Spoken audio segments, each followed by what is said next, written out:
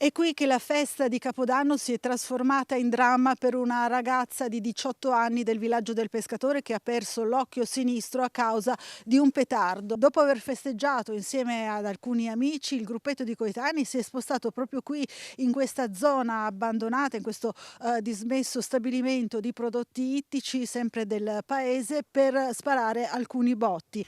Secondo le testimonianze raccolte, il razzo sparato dall'amico non ha preso quota ed è rimbalzato sul cancello finendo sul viso della ragazza. Subito le sue condizioni sono apparse gravi. Uno degli amici l'ha portata in auto all'ospedale San Polo di Monfalcone, anche perché l'ambulanza era già impegnata con un caso di coma etilico. I medici hanno prima di tutto fermato l'emorragia per salvarle la vita. Poi la ragazza è stata sottoposta a una lunga operazione, ben 6 ore per l'equipe del San Polo, con l'intervento anche di un chirurgo maxillofacciale da Cattinara, in cui le è stata ricostruita la palpebra, ma purtroppo il bulbo oculare sinistro è irrimediabilmente compromesso dall'esplosione. Di seguito la diciottenne è stata trasferita all'ospedale Santa Maria della Misericordia di Udine per la ricostruzione dell'orbita oculare. Le sue condizioni al momento sono stabili. Vasta impressione ha destato il grave incidente. La ragazza è molto conosciuta nella piccola comunità del villaggio del pescatore, dove oggi non si parla d'altro. Poi ho parlato con i concittadini, ho saputo meglio la storia,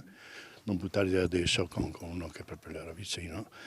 E niente, è una tragedia, nulla da aggiungere, perché è una disgrazia proprio è capitato non dando in cerca, insomma, non era il tipo, lei era sportiva, giocava a pallavolo, la famiglia super a posto, anzi l'hanno lasciata a casa apposta, faccio una festa là per non dare in cerca di disgrazie in giro.